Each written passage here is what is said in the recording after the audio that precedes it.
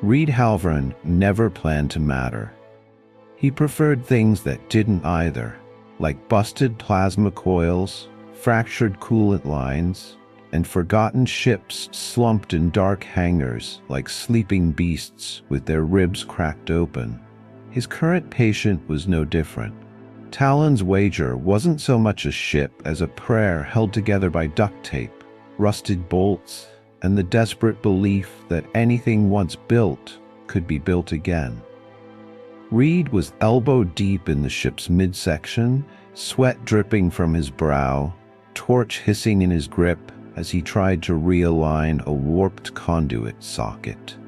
Sparks spat back like angry insects, lighting up the cramped crawl space with each hiss.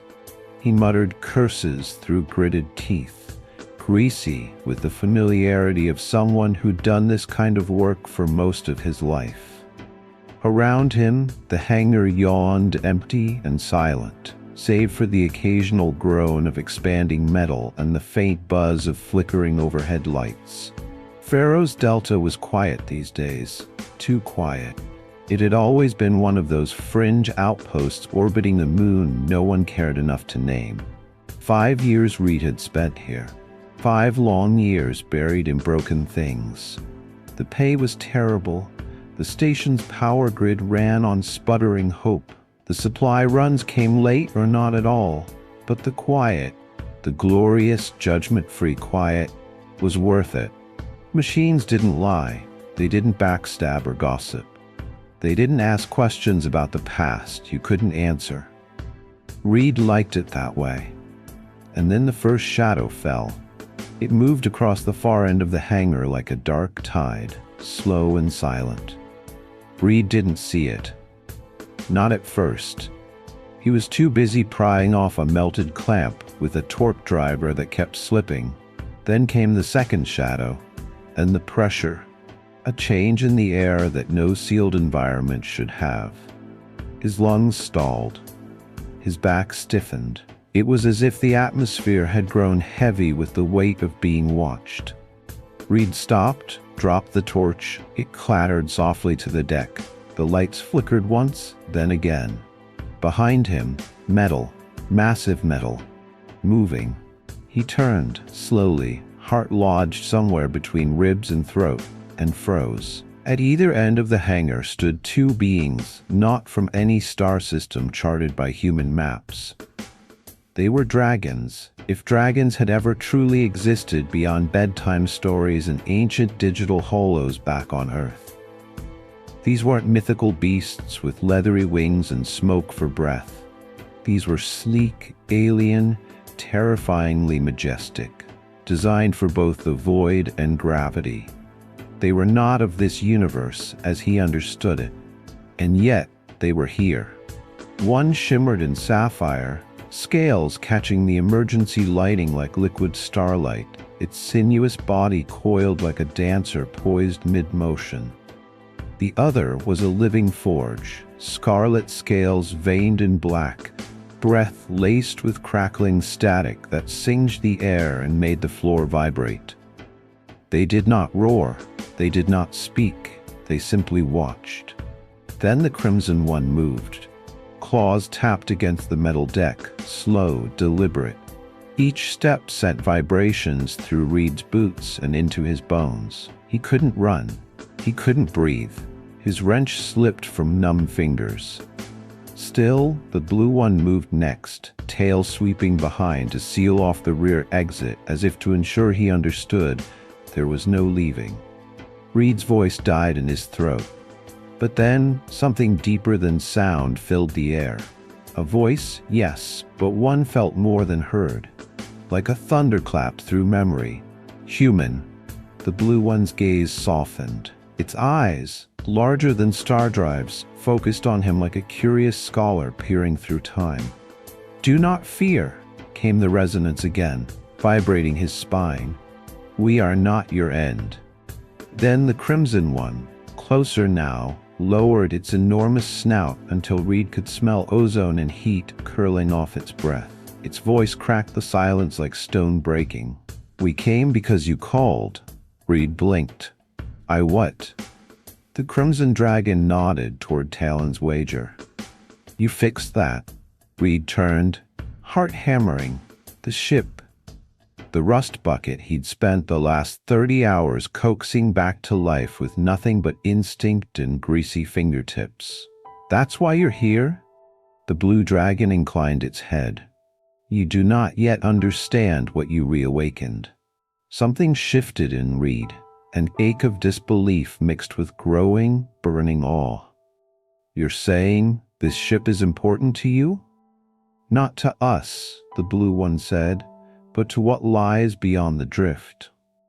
Reed stared at the ship. It wasn't just humming anymore. It pulsed, like a heartbeat, like memory. He stepped toward it slowly, his breath shallow. He touched the stabilizer he'd just replaced. The deck beneath his boots answered him, not with noise, but with presence. What does it want?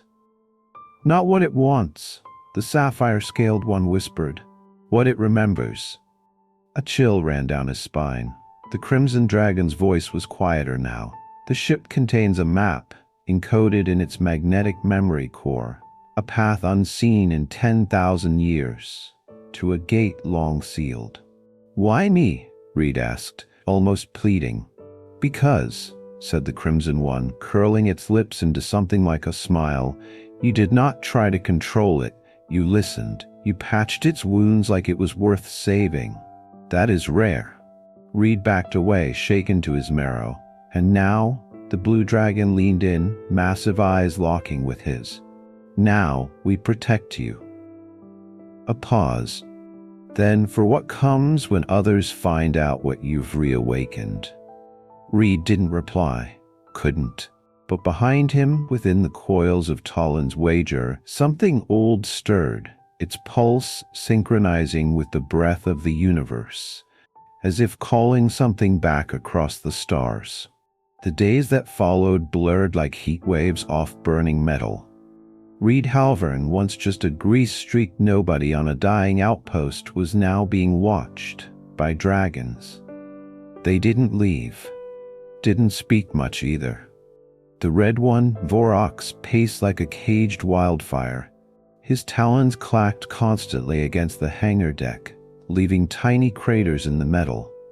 The blue one, Esler for short, sat quietly on the far end of the hangar, unmoving except for her eyes, always watching, always calculating. They didn't eat, they didn't sleep, they simply waited. And Reed worked. He didn't ask why he kept working. Maybe it was reflex, maybe it was terror, or maybe something in the ship called to him. He stopped calling it Talon's wager. That name didn't fit anymore. The dragons called it Ashura.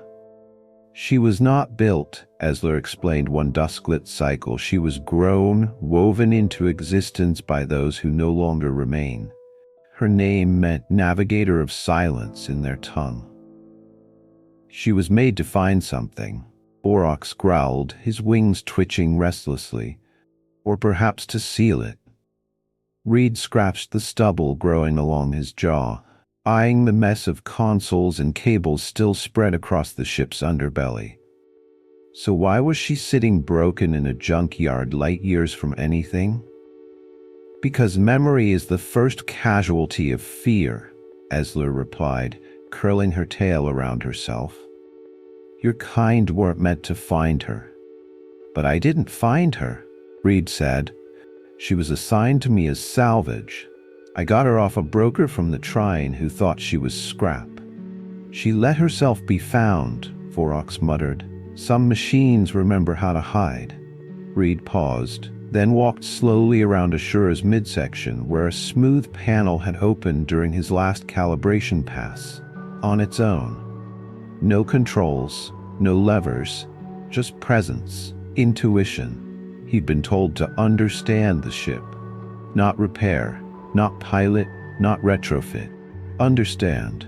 At first he thought it was some mystic mumbo-jumbo, but as days passed he began to feel it.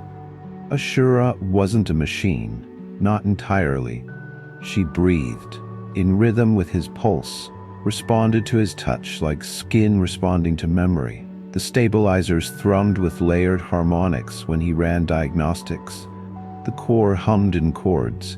The cooling units resonated like a choir on the edge of a song. Then, late one sleepless night, Reed found it.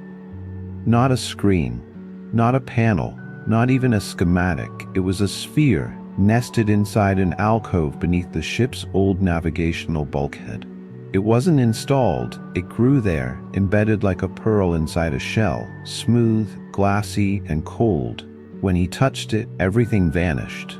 The hangar, the lights, even his body, they disappeared. Reed stood inside a vortex of memory, a storm not made of wind or flame, but of time. He didn't see, he became. Galaxies unfolded around him in spirals that pulsed like heartbeats. Stars were born and died in rapid bursts. He saw dragons fall from fractured skies, their wings torn by invisible hands. He saw cities burning in silence, floating above oceans that glowed with dead constellations. And then he saw himself, standing before a massive gate wide as a planet built of obsidian and starlight. His hands were outstretched, his face bloodied. Fire behind him. A voice whispered through the memory, "You are the key." He yanked his hand away. The hangar returned in a rush of sound and breath. Reed stumbled back, choking. Esler was already there, her eyes glowing dimly. "You saw," she said softly. Vorox appeared behind her, emerging from the shadows with fire curling from his nostrils. "Did it speak to you?" Reed nodded slowly, voice hoarse. "It showed me a war, a gate, and me standing in front of it." Esler stepped forward. Her voice, though soft, carried an ancient weight. "It is not war yet, but it will be, unless that gate stays closed." Reed sat down hard on the hangar floor, staring at his shaking hands. "Then destroy the map, burn the ship, bury it in a sun." "No," Esler said, voice like rainfall, "because those who built the map are not the only ones who remember it." Vorox growled, "Others are coming." Reed didn't sleep that night, because he now held something in his hands he didn't ask for. Not a tool, not a legacy, a path. And paths could be followed by anyone, even monsters. The first attack didn't come from the sky. It came from within. The station's internal alarms screamed to life at 400 hours. Red lights spun across the hangar walls. Sirens bled into every corridor like warnings from the dead. Reed bolted upright in his bunk, then was yanked out of it entirely as Vorox's massive claw crashed through the door. "They're here," the dragon snarled. "Oh." Reed started, and then the east wall exploded. Not from a missile, from a body. A figure slammed into the deck like a meteorite dipped in hate. It stood tall, vaguely humanoid but wrong. All wrong. Scorched armor laced with glowing runes, skin like cracked volcanic rock, wings made not of feathers or bone but fire and plasma veins. Its eyes, sunspots, locked on Reed. Vorox roared, "Flameborn." Reed backed away. What the hell is that?" Esler dropped down from the catwalk above, her wings shimmering with a blue-white glow. She stepped in front of Reed, shielding him. "They were dragons once," she whispered, voice bitter, "twisted by those who sought to unmake the gates." The Flameborn screamed, and it wasn't a scream meant for ears, it was a shattering, a metal-grinding howl of anguish and fury. Vorox lunged. The hangar erupted into chaos, flames roaring, metal shrieking, the battle of titans playing out in the ruins of Pharaoh's Delta. Esler turned to Reed. "Go. The map must not fall." He ran. Down the corridor, through the access tunnel, past dead terminals and shattered walls. His boots splashed through coolant and blood. He ran for Ashura. He would destroy the map if he had to, if that was the cost of keeping it out of their hands. But as he reached the boarding ramp, 2 more Flameborn dropped from the ceiling like thunder. He stopped. Panting, trapped. And that's when Ashura awakened. Her hull lit up, veins of amber light pulsing through the metal. Energy beams erupted from her flanks, slamming into the Flameborn with concussive force. They screamed, fell. The boarding ramp lowered. Reed didn't hesitate, he ran aboard. The ship whispered, "You fixed me. Now let me protect you." Reed entered the core chamber. The sphere pulsed in its housing like a heart remembering how to beat. Outside, Vorox was wounded but victorious. He bled from a dozen places but stood tall, fire leaking from his mouth. "This was the first wave," he said grimly. Ezra landed beside him, eyes narrowed. "They know now," she said. "The map lives." Reed looked at the ship, then the dragons, and then asked the question none of them wanted to hear. "So, what do we do?" Vorox's jaw curled in a blood-stained grin. "We take the map, and we fly." Ashura did not launch with fire. She sang. A deep, resonant pulse rippled outward from her core, like a drumbeat made of ancient thought, striking every surface of the hangar like thunder whispered through bone. The lights dimmed as the ship's systems came online, not in sparks or clanks, but with quiet intent. Everything about her now felt alive, purposeful. Reed stood at the ship's command cradle, a strange fusion of a seat, a cockpit, and a neural interface. He didn't sit in it so much as surrender to it. The moment he dropped into place, Ashura responded, tendrils of memory-laced data slipping into his nervous system. He gasped, heart pounding as unfamiliar emotions, not his, washed through him. It wasn't control. It was communion. Outside, Barrow's Delta burned. The once-forgotten fringe outpost now lay in ruins, smoke curling through broken towers, warning sirens crying into the void. The Flameborn strike had been precise, surgical. They hadn't come for conquest. They'd come for the map. For him. Esler circled above the platform, her blue scales smeared with soot, her wings folding and unfolding like restless waves. Vorox stood near the ramp, limping slightly, one wing shred at the edge but still ablaze with the quiet rage of survival. "You sure this will work?" Reed asked, his voice cracking under the pressure of reality catching up. Esler landed lightly on the platform, her tail curling close to the hull. "The ship knows the path. But the rift is more than distance. It's a boundary of memory." Vorox growled from the side. "Only the worthy pass through, or those mad enough to try." Reed swallowed hard. "Lucky me." He gave Ashura his fear. She responded with fire. The hangar roof peeled open, old retractable plates groaning and grinding apart. Stars spilled in like a silent flood. Above them, space stretched wide, infinite. But directly ahead, anchored in the middle of nothing, hung the anomaly, the ecliptic maw. It began as a crack in the fabric of space, just a fissure. But the longer you stared, the more you realized it moved, like a wound trying to unheal. Violet light bled from its edges. Dust from shattered worlds circled it like mourners. Ashura lifted gently from the deck, her hull humming with a song that was half thruster, half requiem. The map sphere embedded in her core began to pulse rhythmically, not like a star chart, not like coordinates, more like feelings, fear, longing, regret, memory. The gate wasn't a place, it was a choice. Ashura chose, and Dove. The ecliptic maw swallowed them whole, not with a roar, but with silence. Inside, there was no direction, no gravity, no time. The rift was not a tunnel, it was a realm, a storm of raw, bleeding memory. Ashura spun, not out of control, but out of logic. There was no left or right, no up or down, just emotion crashing through space. Every time Reed flinched, the ship stuttered. Every time he remembered something, the smell of his mother's old coat, the sound of wrench clicks on his first salvage job, the name of a brother lost to war, The ship reacted. The rift answered. Stars twisted and reformed outside the translucent hull, warping around ancient ruins and frozen cities caught mid-collapse. Esler's voice came through the calm. "This place doesn't forgive forgetfulness." Vorok snarled, a static echo beneath her.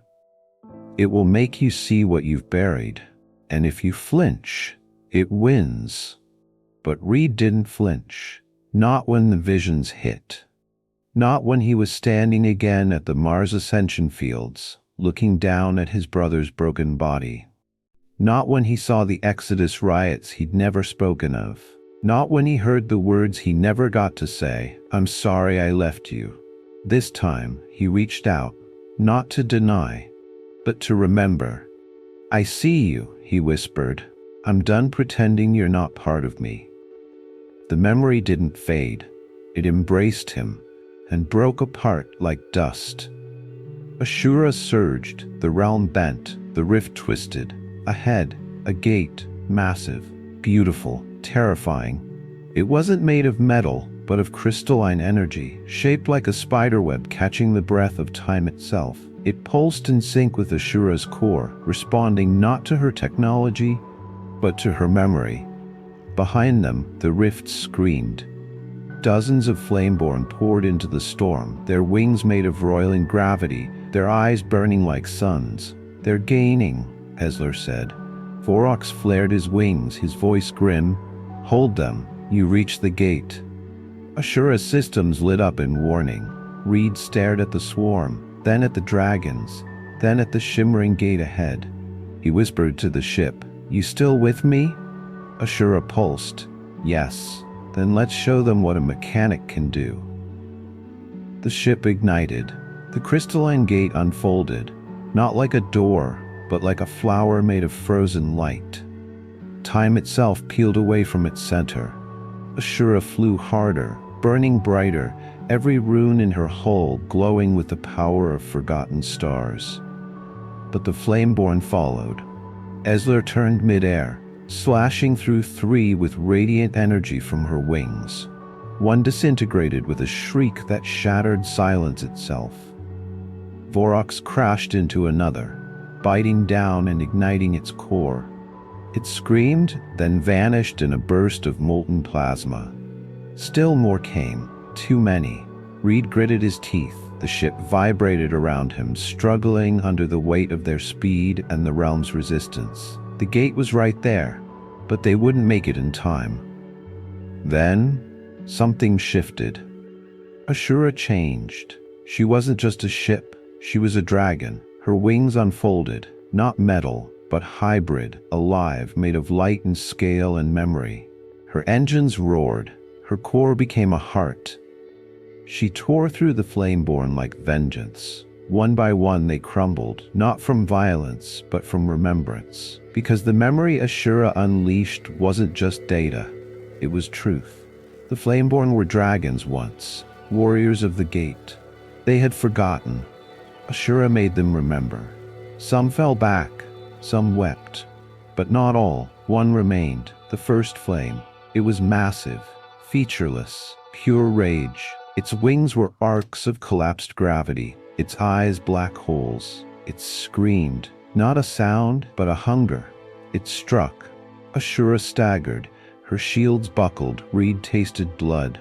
Vorox dove from above, half dead, half winged, but full of fire. He slammed into the first flame with every ounce of his being. "You were our brothers," he bellowed. "You chose death over sky." They fought. Flame against flame, fury against guilt. Then Vorox fell. Not in defeat, he fell toward Ashura. Reed opened the ship. Vorox entered. Not as passenger, but as part. The ship welcomed him. The cockpit blazed. Three became one. Reed, Vorox, Ashura. Human, dragon, memory. Ashura transformed fully.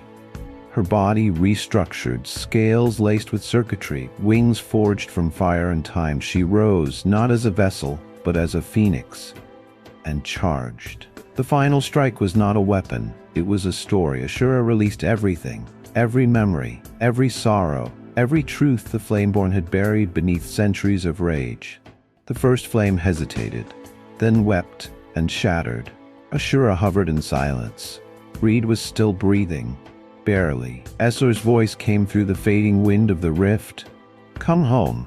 Ashura turned, and the rift closed behind her, not in fear, in peace.